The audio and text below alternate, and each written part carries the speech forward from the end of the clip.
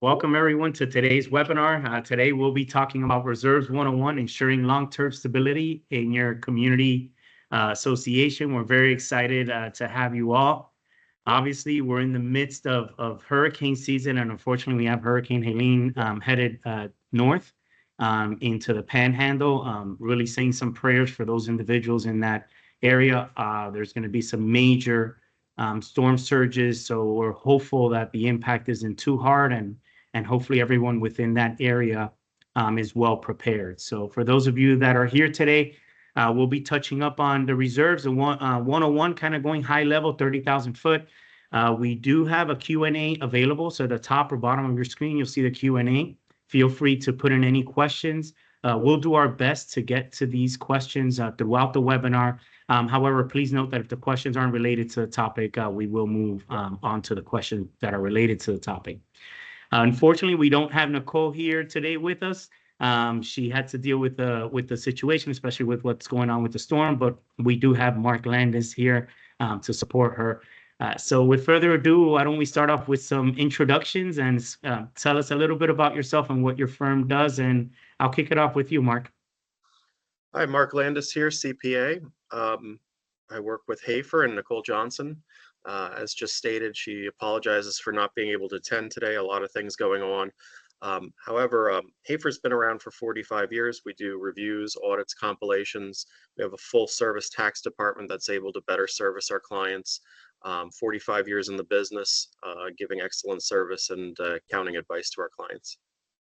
Excellent. Thank you so much for being with us, Marc. It's been a while since you and I chit-chatted. We're super excited to have you on. Next up is Will Simmons. Hey, Rafael, thanks. And Marc, good to see you. Yeah, Will Simons, Association Reserves. Good to see everybody today. I'm the president of our Florida office. We are a reserve study provider. In fact, I believe we're the oldest and largest reserve study company in the U.S. We've got, I think, 15 or 16 offices now. And we work with condos and HOAs all day, every day, helping them to kind of forecast and budget for long-term projects. The RS, after my name, stands for Reserve Specialist. I've been with the company now for going on 17 years, actually, and I've done thousands of reserve studies in my career. Obviously, what we're going to talk a lot about today, I think, are the new trend or the new requirement in our industry for a structural integrity reserve study. So I'm happy to be with you guys, and yeah, look forward to the questions. Thanks. Great. Well, thank you for being here with us, Will. I know we've worked together for many years, and what you guys do is phenomenal work. I can't imagine how busy you are right now, but you'll work through it as you've always done. So as for myself, my name is Rafael Aquino. I'm the co-founder and CEO of Affinity Management Services. We're a community association management company focused on really helping our community association leaders / board members execute their vision. And one of the ways that we're able to do this is through education, which is one of the reasons why we're very passionate on education and providing, industry experts as Will and Marc that can really help us break down some of these what look like complex issues or challenges, and allow us as board members and managers to better understand them and also understand what they're doing, what they're seeing on a day-to-day, so that we can take some of these practical approaches and apply them within our community association. So thank you both again for being here. And I think let's get started with really what everyone's here is to understand a little bit more of reserves. And, for years, we've been big proponents, at least from Affinity standpoint of, having reserves and making sure our associations do have reserves. Obviously, it's a challenge of many communities that haven't had it for years. And specifically for condos with 3 stories and above, much has changed, and I'm sure everyone already knows the legislative changes. But I guess if you can explain to me, I'll start with you, Marc, from the CPA standpoint, can you explain a little bit about the importance of having these reserves, especially for our condo associations? And what's been your experience so far now that we're in the midst of budget season? I don't know if, your boards have been reaching out to you on how to manage it. So if you could give us a little bit of an explanation on that. I think the biggest changes have to do with the disclosures. This year has been really tough for a lot of our associations. The knowledge really isn't there going into this, so it's already a problem. I've seen so many associations were writing reports explaining to them that they're not fully funding they don't really understand this concept of fully funding. One of the biggest notes that I've seen over and over again is us trying to explain it to them, because they're like, hey, we're pooled. This is what it is. This is what it's been for the last 5 years. And I have to explain to them, look, we have to have a schedule affixed to your, we have to have a schedule affixed to your budget for it to be proper. And a lot of times they just go off of a reserve study that's 5, 6, 7 years old.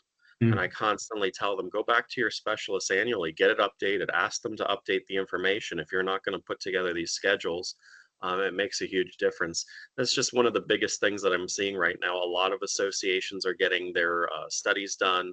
We have to put down whether they have their studies done next year. It's going to be a big year, 2024.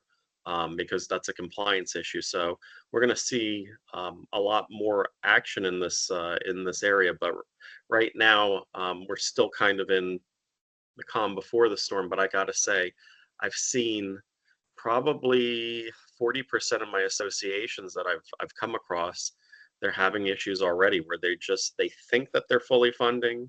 We have to explain to them that the calculations were not done annually. And it's a huge issue, and a lot of associations are upset by the disclosure note that this may not be in compliance with Florida statute.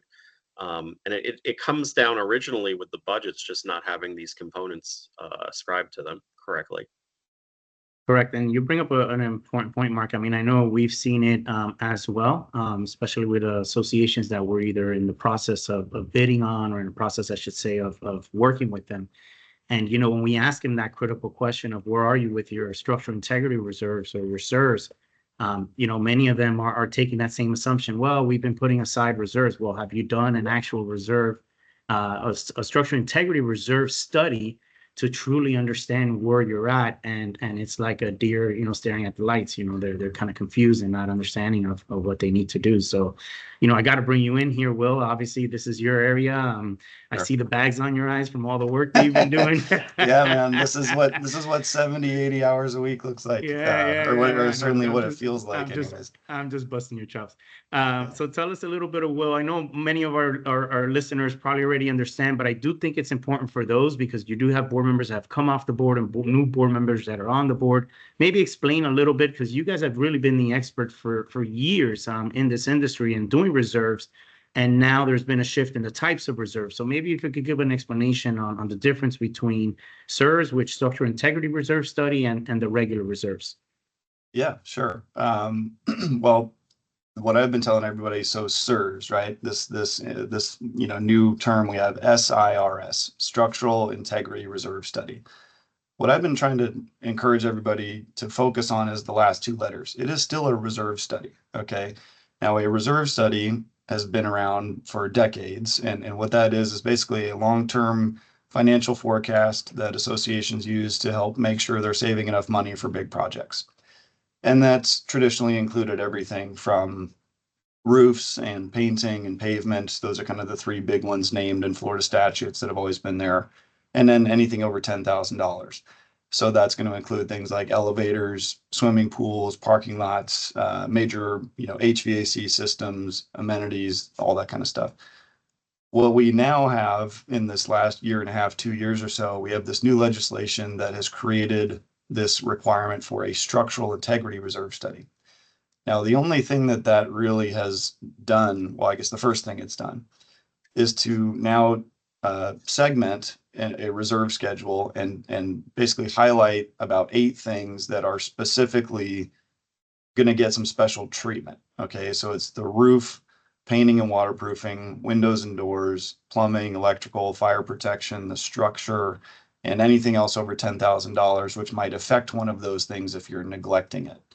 And we've now basically got this subset of reserve components, which are going to be mandatory to fund. Okay, historically in Florida, association boards, or I should say association memberships rather, have had this option to vote against reserve funding. And if we could all turn back time, we would have changed that a long time ago. But the reality is, for decades, Florida associations have had this option to not put money away for big things, right? If a majority of a quorum of owners didn't want to fund the reserves, then no money got set aside. Ever since the Champlain Towers South collapse a couple years ago, the state has kind of woken up. The legislators have now said, we're not going to allow associations to ignore this responsibility. It's going to become mandatory to fund your reserves specifically for these things. So what we're doing right now for our clients is basically a two-part process, right? It's one engagement. They would hire us and get two reports from that. So we will give them their SIRS, their structural integrity study, which is going to have a schedule specifically of those components and the financial analysis and recommendations to go with that. Report number two is their, what we might call traditional reserve study, or their non-SIRS. That's going to be everything that are still reserve components, but are not specifically named in this new bill. So on the report number two, that's going to be your interior common areas, your amenities, your mechanical systems, things that are still very, very important. I mean, you have some really big ticket items in there like elevators. But the reason why we have to split those is because the first document, the SIRS, has this mandatory, compulsion to fund those things. Whereas on the other side, the state is still allowing associations the option to vote against them. They have made that voting threshold higher though, right? So it used to be, like I said, a majority of a quorum, where if you had, let's say you have 100 owners in a building and 35 owners constitutes a quorum, it's just a majority of those 35. So maybe 18 owners out of 100 total in the building can pass this vote that means no money's getting put away. That is now changed. Now it's a majority of the total voting interests. Okay, so in that example, it'd be 51 out of 100 owners now have to vote against those non-structural reserves. So what we're seeing is basically a tightening up. It's a closing of a loophole, quite frankly, that's existed in Florida law for a long time. Florida is the only state in the country where the members of an association have had that option. It was never a good idea to begin with. It's led to a lot of buildings being very severely underfunded and constantly having to rely on special assessments and loans to pay for things that they should have been planning for. So that's kind of where we're at today. Yeah. Yeah, I appreciate that clarification. I couldn't agree with you more, Will. I mean, that's what you're seeing. I mean, now you have all the YouTube stars now talking about all these condos that are falling apart and how, the world is going upside down. But the truth of the matter is, they had years that they could have voted the reserves in. And I understand the typical response is, well, I don't know if I'm going to live here. I don't know if I'm going to be here.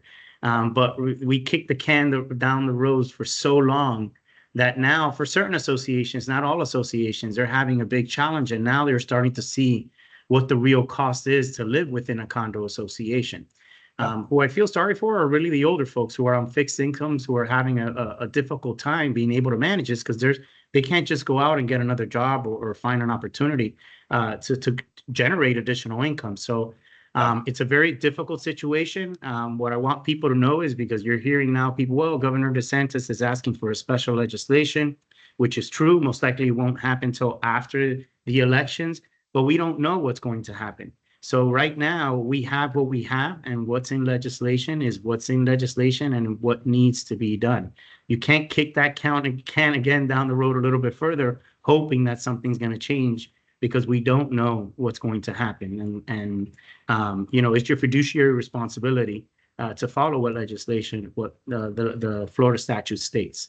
So I know, Marc, it's come up many times, at least from our cams and from different cams that we discuss, of how do we separate this in a budget? Again, we're in budget season. I'm sure you're getting a lot of those calls from your managers as well, or from your self-managed communities, from your boards. How should associations be structuring this on their budgets, and how should they be representing it on the financial statements as well? I think it's two parts of the component. So first and foremost, you have to make sure that you have enough working capital to operate. So many of the associations that I dealt with this year, they had multiple special assessments, and it was just to get them through the finish line to get to where we are right now. And I think what I tell all my associations, to be healthy, to be a happy community, to have your manager and management company being able to do their job efficiently and effectively, you need to have 2 times working capital, which means take the budget, divide it by 12, make sure at a minimum, you have 2 months of cash on hand. That translates to having a good, healthy amount in the equity as well. Generally, the cash and the equity will kind of track the same. You're going to have things that are going to bring it out of whack. You may have a collections issue. You may have people prepaying ahead of time. So that's going to create small variances. But I say a healthy community has at least 2 times your budget divided by 12 times 2. You're going to have 2 months of that working capital, as I call it, on hand. In the equity, you're going to have it in cash and operating. If you don't have that, you really want to build that into your budget to begin with. Then as far as going through the reserves, I would tell everybody right now, I'm not even on my board. I volunteer as a person to tell them what to do. I tell them, get a reserve study. I don't want to be the deliverer of the bad news. Yeah. I tell people, let the specialists do what they got to do. More times than not, anytime a board gets together, they're trying to help out the community, and then sometimes helping out. We see what it's done. 30 years of kicking the can down has left some communities having special assessments, 80,000, 200 and something thousand. I've seen some of these horror stories where I go to these communities and just people are outright fighting mad because they've been misled for so many years. Making sure that you follow statute. I can say that a lot of communities didn't even know what fully funding looked like. And it's a requirement to show what the fully funding is. A lot of times you'd look at a budget and they'd say, well, we waived it, so we don't put it what it fully funding looks like. Communities are in such shock right now because for 30 years they had no idea what the full funding would have looked like. It's only now that they're seeing this. And make sure that you look at the statutes as far as a budget, what it needs. You need to have the dates, you need to have the name, you need to have realistic components of expenses. Make sure that you have an accurate study done by a licensed professional. I say get it updated annually. Like if you're able to do so, because I got to tell you this, a lot of times an association will put a CAM in charge of updating these numbers. It can be 20, 30 hours of work to put together one of these schedules. If you have a component on there that has a life of 75 years, the schedule has to go out 75 years when you're talking about a pooled schedule. And I say for most CAMs, they just don't have the resources to do this. They have so much going on, projects, more than ever. They've got to check the checkbook to make sure that they have enough money. This has been 3 years of high inflation. And, unfortunately, everybody's dealing with this, So I tell people, you don't have to panic. You don't have to do it all at once. I've told for some communities, making sure that you have a line of credit for an emergency can help. You don't have to raise all this money at once. Just make sure that you're using loans appropriately. For some of my communities right now, I'm advising them, and here's another thing that people are looking at on the budgets. We've had 2% deductibles on insurance. Slowly, it's gone up to 5 for a lot of communities because they want to save money. For some communities, that equates to millions of dollars. And I have people who are like, well, we don't even have 2 times our working capital on hand. What do we do, Mark? And I'm like, look, for a few $1,000s, the community can get a line of credit for an emergency. Don't use it for operating, but have this on hand so that you don't have to have this money on hand and have another special assessment just to reach a deductible. And part 2 of this is if a hurricane happens, God forbid, to your community, you have the funding lined up. You should be able to get a vendor out there immediately while everybody else is in line talking to bankers, which they should have done ahead of time. So these are things that I'm telling the communities to think of 3 parts. Think of the operating, making sure that you have enough cash on hand to handle the now. Make sure you're looking at the reserve study done by somebody independent to have the reserves going forward, and making sure that you can cover your emergencies like that deductible or any shortcomings that are going to take immediate resources. Those are some great points there, Mark. I'd ask you to repeat the 2 months of capital in your operating account. Because I can't tell you how many times, we find ourselves in those situations, and there's nothing worse than having to tell a vendor, hey, I need you to give me a few weeks, and the residents just don't understand it. So having those 2 months is honestly bare minimum is what they should have, because as you stated, you find yourself in these situations. Look at this hurricane that just came out of the blue. from one day to the next. Peak of the season was 2 weeks ago. We were all hooray, hooray. It looks like it's going to be a beautiful season, and boom, here it is. And the way valuation has gone up because of inflation for these buildings that used to be, let's say, $30 million, now their valuation is $60 million. That's a big difference when you're having to pay I've seen in many associations 7% because they can't afford the 5%. So it's a challenging time, but the reality is, as you said, Marc, you can't panic. You have to speak with your professionals, such as your management team.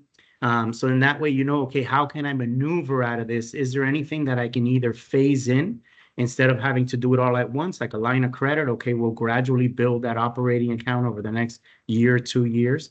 But yes, those are some great points. Will, I do want to bring up, because the reserve is what we're here to talk about. And I know you're not an attorney, so I do want to disclose that to everyone first, but there's a lot of talk of when this when the budget gets approved and until what year they have. It's 2025, 2026. Yeah. My recommendation is always speak to your attorney and get the opinion letter first.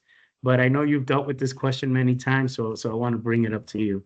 Yeah, for sure. Yeah, there's 2 deadlines right now that associations need to be paying attention to. And just in case there's anybody out there who's confused about which associations this applies to, let's just clear that up.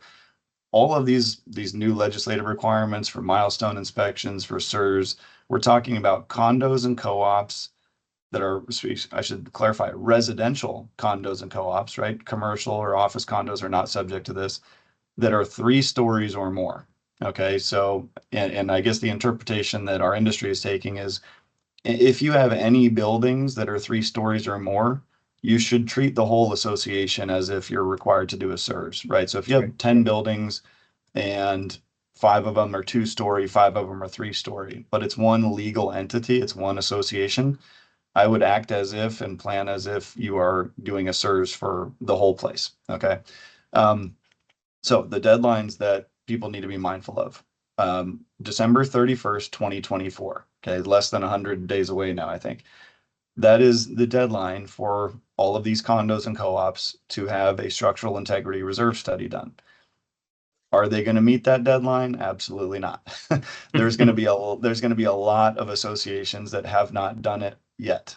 So what the legislation specifically says is that if a board of directors willfully and knowingly fails to have their SIRS done by that deadline, they are in breach of fiduciary duty.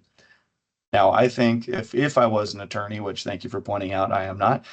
If I was an attorney, I would say a lot hinges on the terms willfully and knowingly. Okay, so if you're an association and you've called out to a bunch of companies to try to get a proposal for a SIRS done, and everybody is saying we are booked through the end of the year, which is basically where the industry is at right now, I don't think you can be willfully and knowingly failing. What I do think you should be doing is doing your best.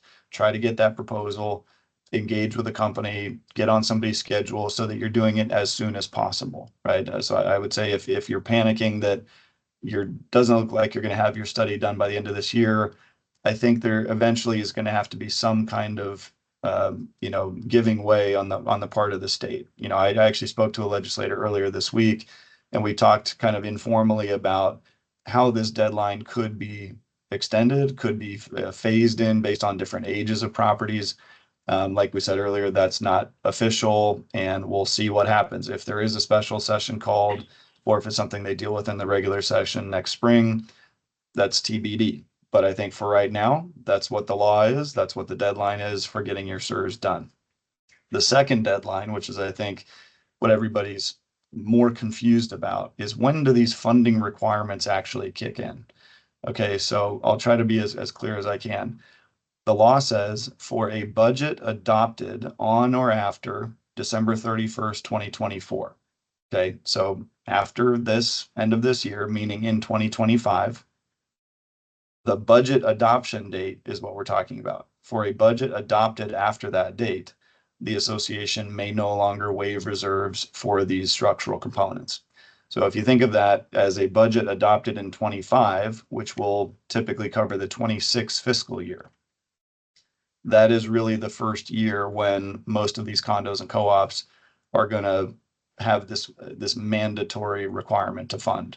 So this budget cycle that we're in right now is effectively the last one where the membership has this option to waive. We are not at all saying you should do that. I mean, obviously you should fund your reserves, but if you're really, really trying to, squeak out this one last year, that is still an option. So the deadline is to get the study done, but the full, hit to the pocketbook, if you want to think of it that way, may not be delayed for another year or so. Yep. Thank you for pointing that. Go ahead, Mark. I just wanted to add to this. I get so many phone calls, and this is an important deadline.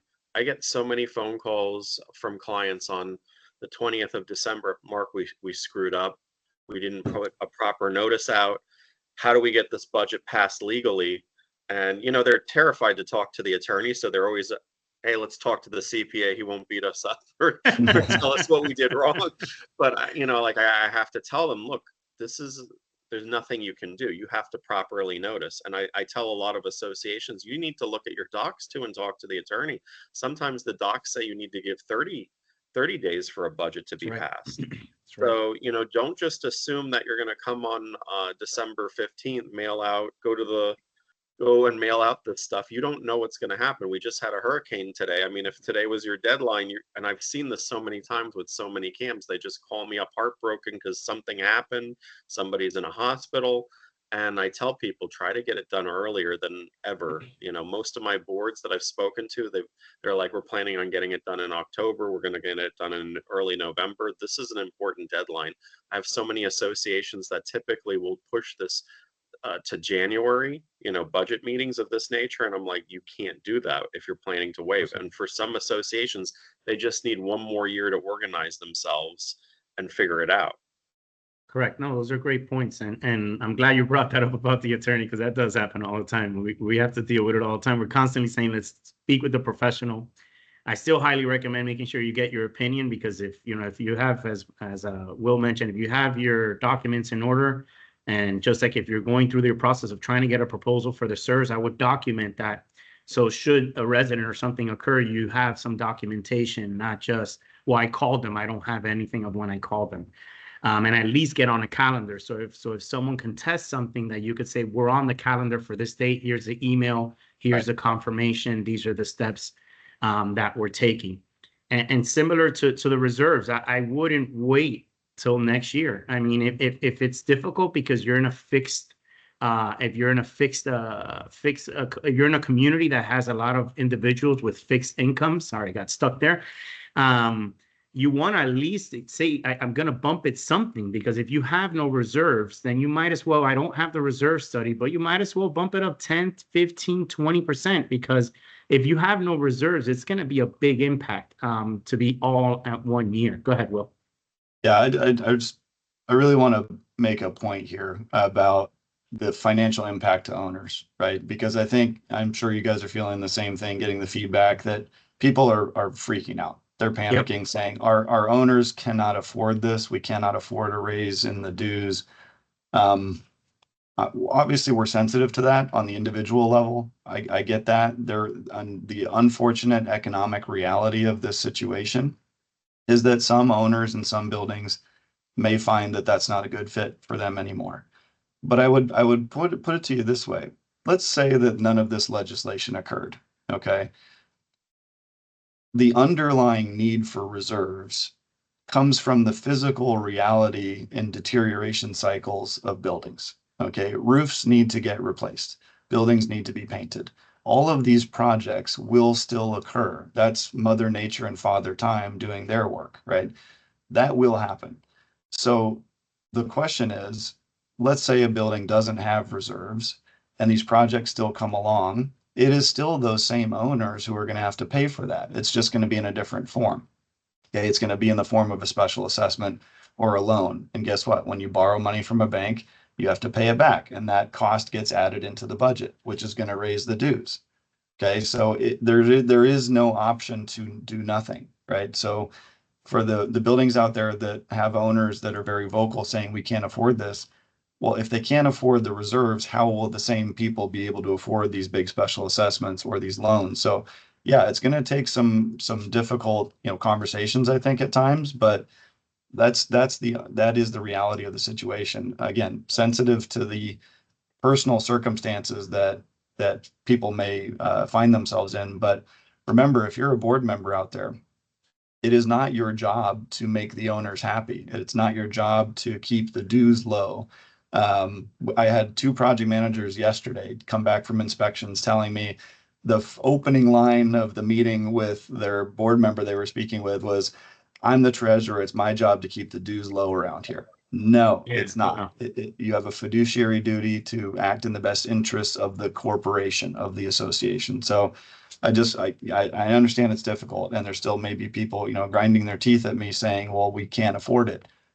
I hear you to an extent, but if you can't afford the reserves, how are you going to afford it any other way either? So just wanted to air that out. It's an uncomfortable reality. Yeah, very well said. Go ahead, Mark.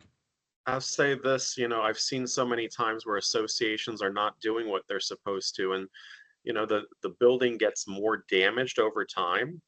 And I've seen sometimes where they'll do like a patch-up job. I had one association years ago, had a $3 million special assessment to do a patch-up job as opposed to paying 5 to do what they were really supposed to do.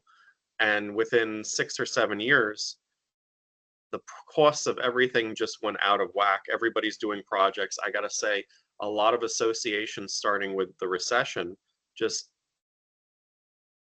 killed any projects for like 10 years. Yeah. So by the time everybody was doing these projects, the cost of concrete, the cost of materials were up so much, and they're also competing with new projects. So I can say that some of my associations saved some money at some point, but over time, they just got killed paying for it later. And I saw this over and over again. I think that there's going to be a lot of a pain initially, but over time, it's going to be better for associations to have that money and do some preventative things. I mean, I've seen so many associations just not take care of and maintain. And then when they get there, it just costs that much more.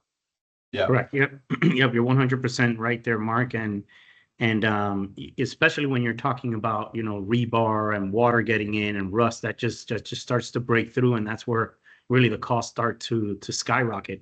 I tell many of the condo associations, the paint is one of the most critical components in a building, because if you're painting at a higher frequency and really staying on top of that, it doesn't guarantee that you won't have any spalling, but it does reduce it, because that's that envelope layer. Obviously, you can have water penetrate other areas through balconies and sockets and so forth. But if you're painting, you're seeing that, and then you could take whatever corrective measure. And paint is a fractional cost compared to a full concrete restoration style project. And it just goes, just flies over the head. I mean, as you mentioned, Will, it is very important to have these difficult conversations. I think you said it best, making that comparison of, well, if you don't have reserves and then you need to pass a special assessment to do it anyway, it really puts things into perspective of the responsibility the board has to the entire building, because it's due to come one way or another. And I know Mark mentioned earlier about getting these reserves done at a high frequency. Now, with the structural integrity reserve requirements, the reserve studies still being very important. It's still a reserve study, but really doing that full component. What frequency would you say that they should keep that up to date? Yeah. So a couple of different answers. So legally speaking, according to the new bill, a SERS is due every 10 years. Right? That's a mistake. It should be done way more frequently than that. The reason why they set it up every 10 years is because they were trying to align that cycle with the milestone inspection requirement. Right. And it is, I think, prudent to have a milestone, just a structural evaluation done something like every 10 years as a building ages. That's reasonable. But reserve budgeting is an annual exercise, right? You guys know this. Every association must pass a budget every single year, and every single budget has to include a reserve schedule that is accurate, right? So whether that means hiring a reserve study company every year, not necessarily. I mean, I would say the best practice in our industry has been about every 3 years. Okay, so every 3 years, have an on-site inspection done. right? Somebody like us comes out and we reevaluate the conditions of the property. We give our professional guidance on life expectancy and cost estimates, and you take that back to your budget and you move on. Now, in these off years, right, there are software programs you can use. We have one. Other companies have kind of these online tools or calculators you can use to keep your own data accurate. And those are very low cost, pretty simple to use tools that just help a board to kind of do the math for themselves. That's a great feature. Of course, you can hire a company every year. There's something called a no site visit update, which is, a fraction of the cost of a typical reserve study, but you're still getting a professional to put all the numbers together for you. So, at minimum every 3 years or so, though, I think that's the key interval, is that's how often you should have your building or your property reevaluated. But again, it's an annual requirement. So make sure that data does not become stale.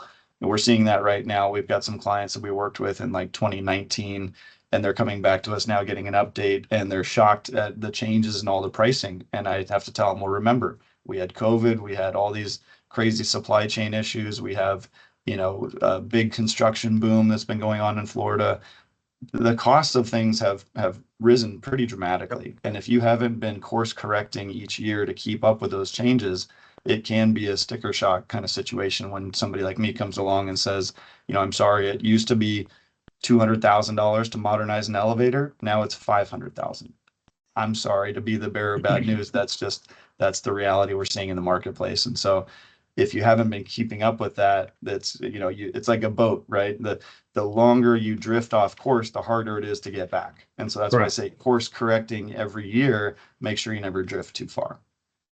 Correct. And really those increasing costs, you've seen them in everything. I mean, for manager salaries, everything has gone up, and obviously trying to keep a budget at the same amount every single year, even the past 2 to 3 years, if you've done that, that's already a big mistake, because we've seen it from power, water, electrical, salaries. I mean, you name it. It's gone everywhere. And the unfortunate fact is that construction costs, I don't see them coming down, even if there is a correction in the market and the real estate market, just because of the sheer amount of milestone reports that are being generated, that will automatically generate work. It's a trickle down effect, right? Yeah. That's so right. All of these buildings are having these milestone inspections done, which means the engineers are busy. In turn means the general contractors are busy. All the subs are busy. Everybody I talk to who's involved in the condo world, they're like phones are ringing off the hook. And in order to keep pace with that, people have to raise prices. They have to hire more staff. I mean, it is an unfortunate, kind of combination of effects going on, but that is just where we're at right now. That's right. Supply and demand. So Marc, I want to see, I guess, from actually, let me take one step back, because I wanted to mention a positive side of what you get from these structural integrity reserves. And one of the ways that we've been using it is, especially for like condo managers that are on the call and board members, is once you do a full reserve study, a good organization like Will's is going to give you, like, they're going to ask you for the components for model numbers and as much information as possible.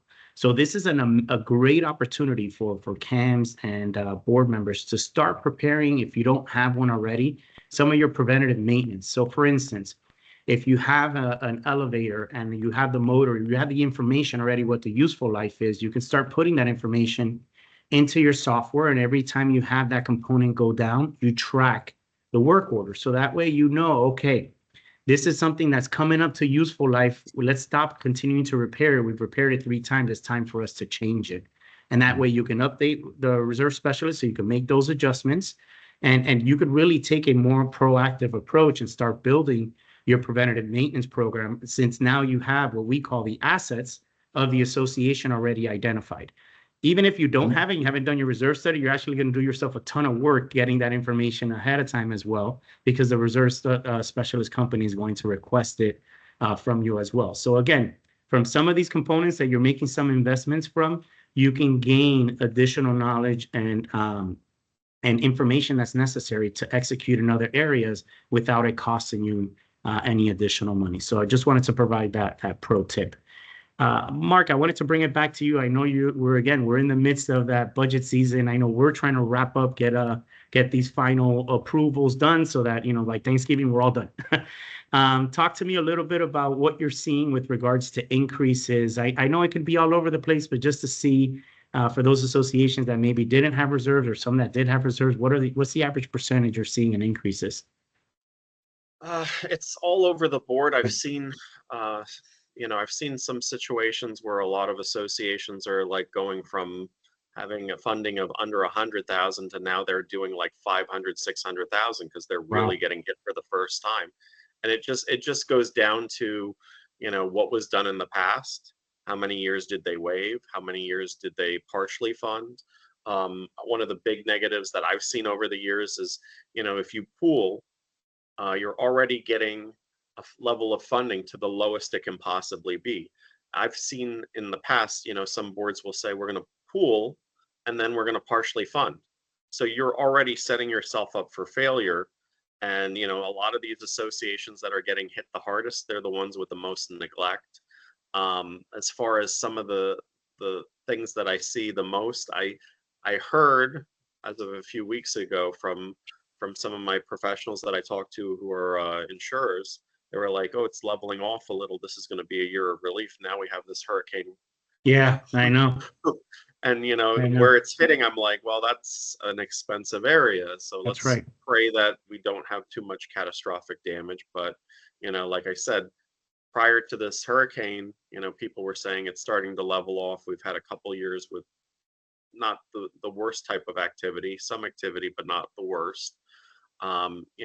Hopefully, if we have an insurance here, like last year, a lot of my associations I saw, they had over budgeted for insurance just because it just wasn't as high as they were initially told.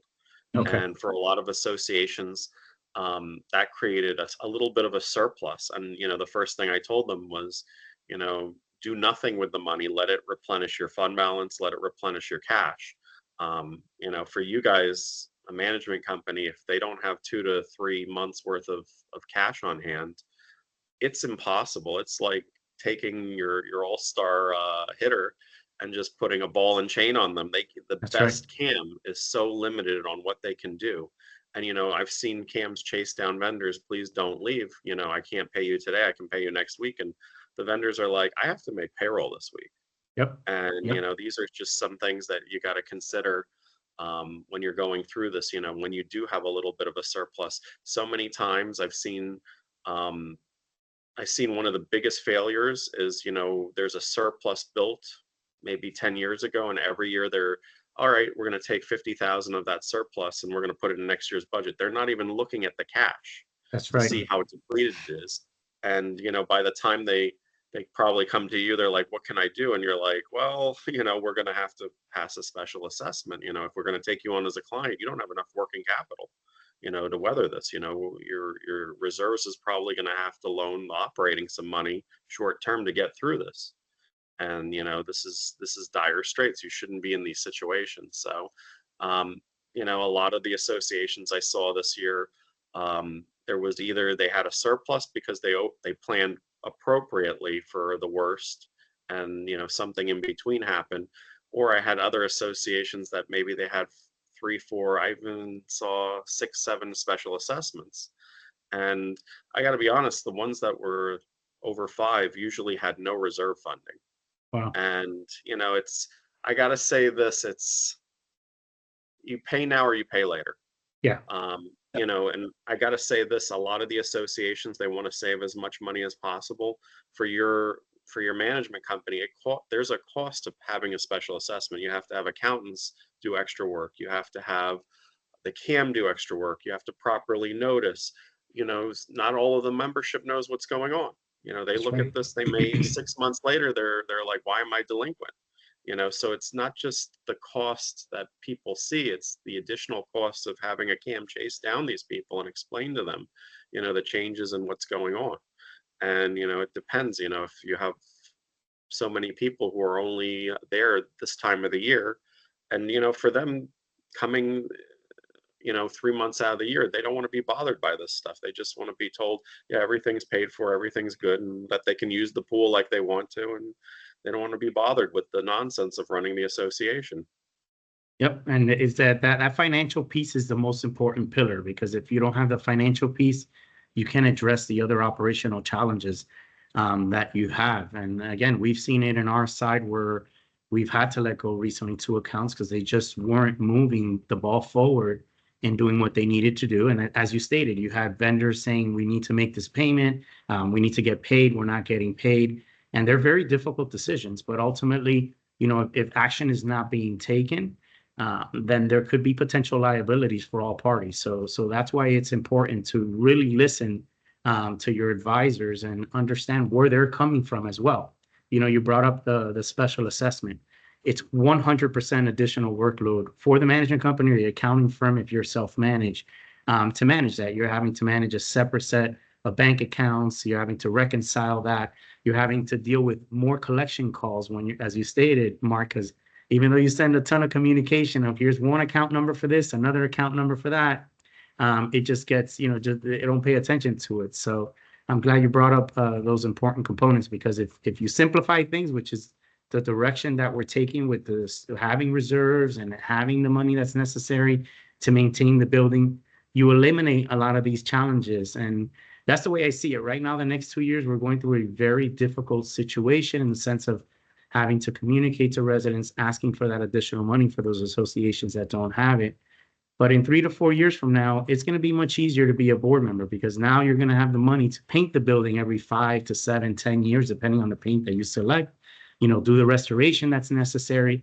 At least the safety components, we know that you'll have the money, because the other ones you can still waive the reserves for. But on the structural integrity side, at least those funds will be there.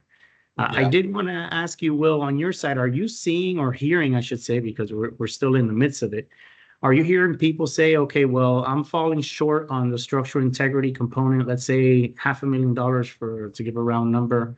Are they now voting to maybe move what's not non-structural components over to the structural component side? Have you heard of that at all? It might be too early to tell yet. I think we'll probably hear more about that next year, right? Because like right now we're giving out our studies, and then we're a little bit in the dark as to what happens with those until they come back to us next year or the year after. But I'm sure that people are trying to get pretty creative and figuring out what belongs on the list or what doesn't. I mean, we have some people that are looking at their governing documents really for the first time and verifying who is responsible for certain things. Most of the time, the unit owners in a condo are responsible for their own windows and doors. That's right. And so if that's the case, even though windows and doors are listed as a structural integrity reserve component, if your declaration says that the owner is responsible for replacement, then you don't need to fund for those, right? You would, in that case, you're only funding for common area responsibilities, maybe your lobby or your gym or your clubhouse, right? Those would be common windows and you have to fund for those. But, take note of who's responsible for what. I mean, don't look at the list there and just completely panic. Let me stick on the good news here for a little bit. There's two ways that a provider like us can exclude reserve funding for things that are still on the list.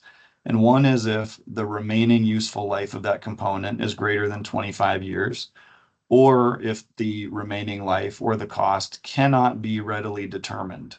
Okay, so if you're in a newer condo, right, let's say a condo that's less than 20 years old, I'm going to bet you that your electrical components, your electrical infrastructure of the building should last many, many more years, probably much longer than 25 years. So we are not putting in a recommendation to replace all of the electrical components of your property. Same with plumbing, right?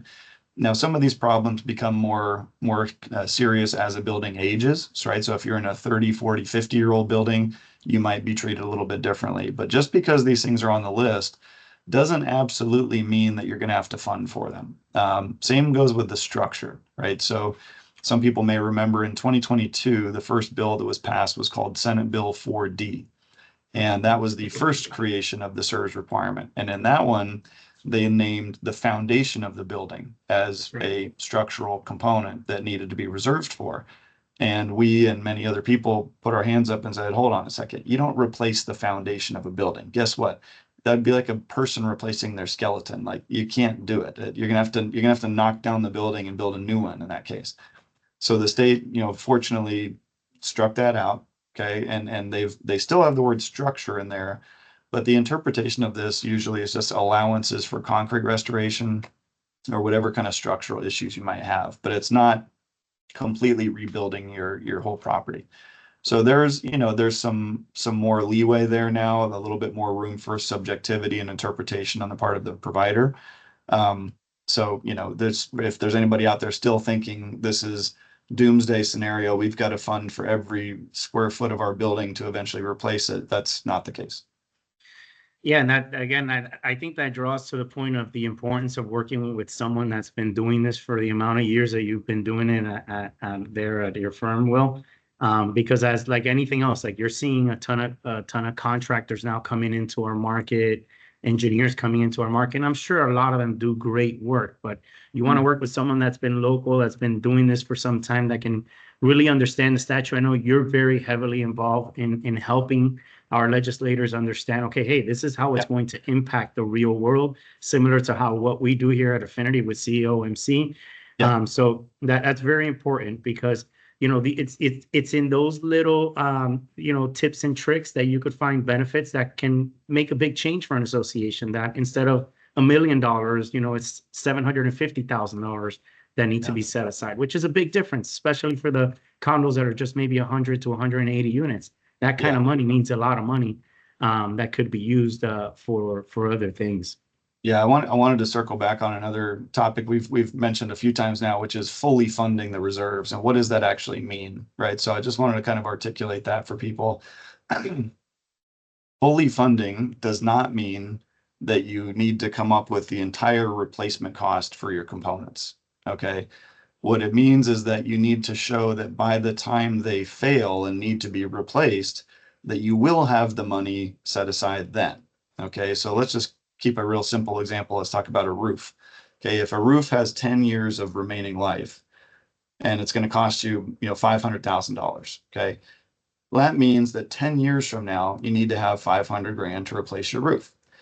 Whatever you're starting from, that's the goal. Okay, so if you're starting from zero, right, you've waived reserves forever, it means you're going to need to put away something like 50 grand a year for the next 10 years.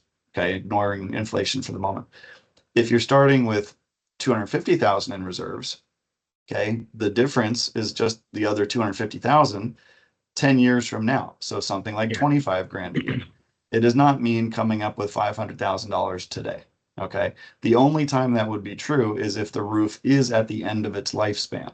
Okay, if it has 0 years remaining, you've got to have enough money to replace it. But guess what?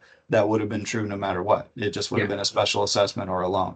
Okay, so fully funding the reserves, it just means that you are on track to be there by the time something fails, right? If you're in a newer property, hopefully you've got a lot of life left in your components and you have more time to get there.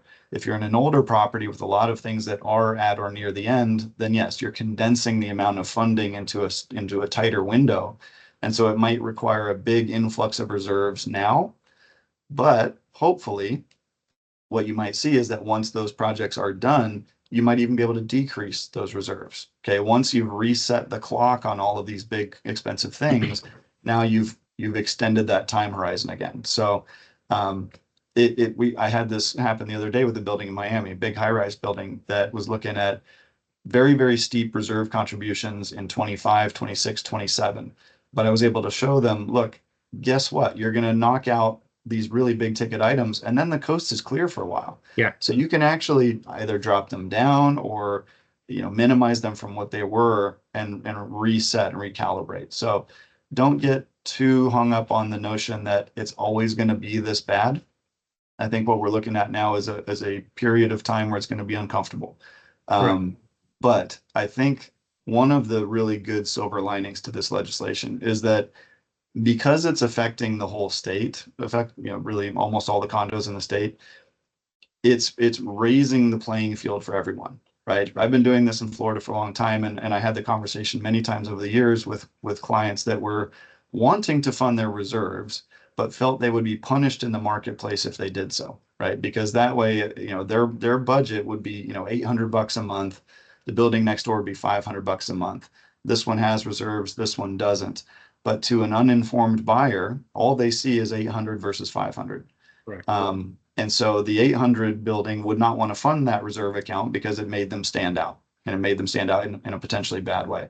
Now, if everybody's got to raise it, that terminates this, this market competition cycle where one condo might not want to do it because nobody else is doing it. Now everybody's held to the same standard. And I think ultimately that's going to be a great thing, right? And once we get through this period of kind of turbulence, hopefully the private, lending industry will come up with some good solutions here. I think that might be the way through for these buildings that are kind of on hard times with owners that can't afford the rush. Maybe there's some longer term loan programs that'll come around.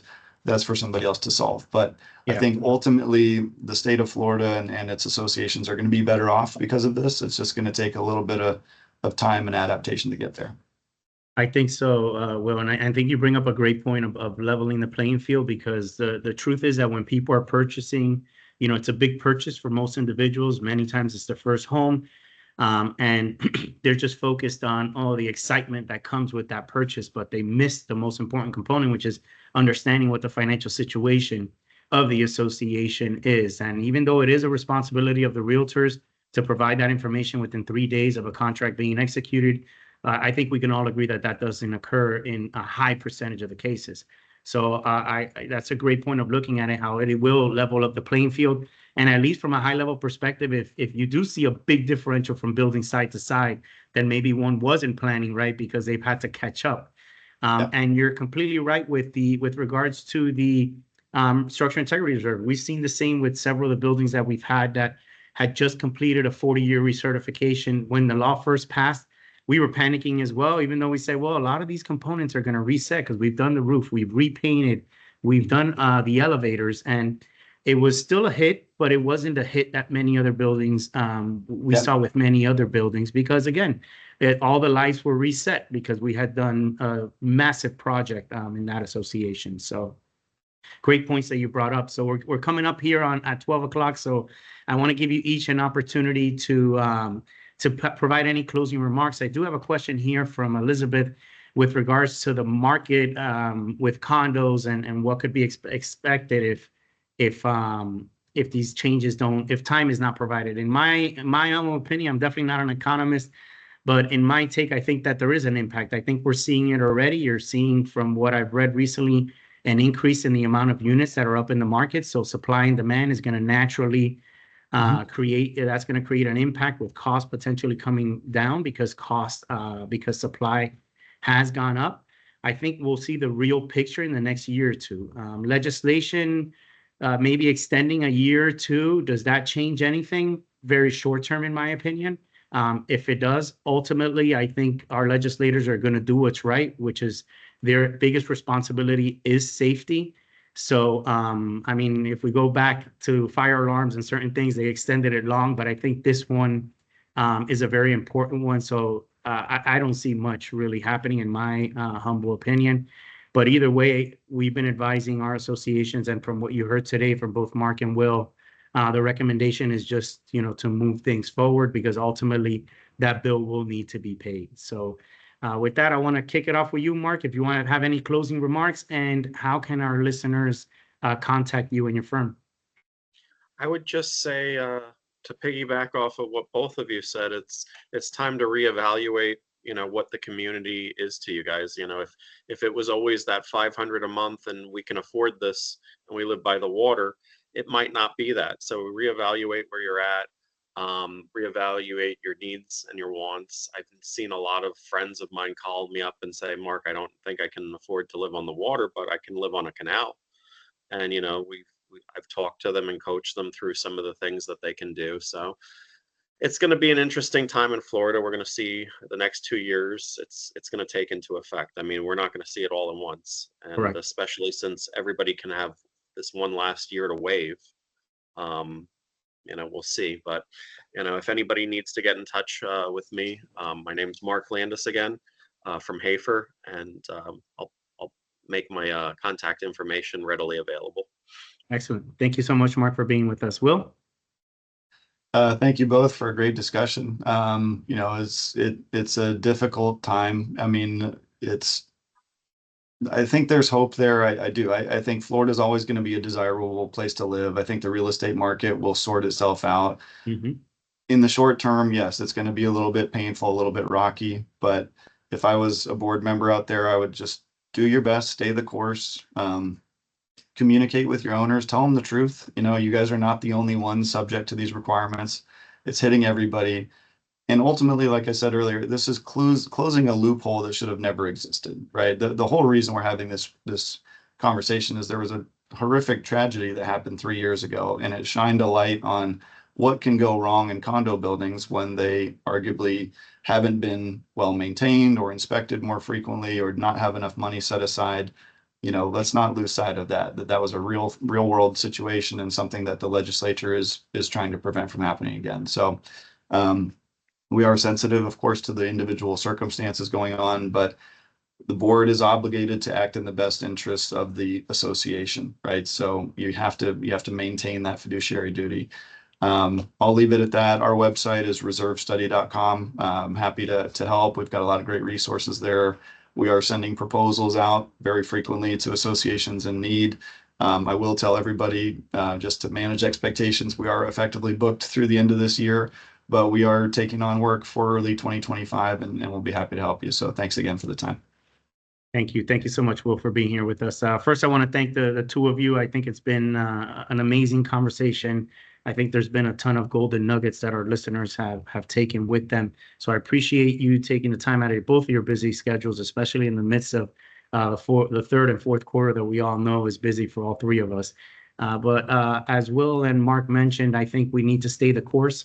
Whether legislation is coming or not, I think what we have to do is just focus on communicating with our residents, being open and honest, and more importantly, bringing in the professionals to help you provide the information to your residents. Don't leave it solely on your manager.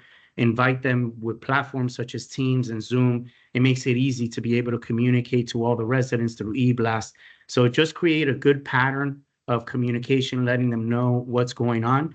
And more importantly, I wanted to thank you for really being here, for taking time out of your day to gain an additional knowledge on how to deal with this difficult situation. As both Marc and Will mentioned, I think we will see the hope and the benefits of this coming down in the next year or two.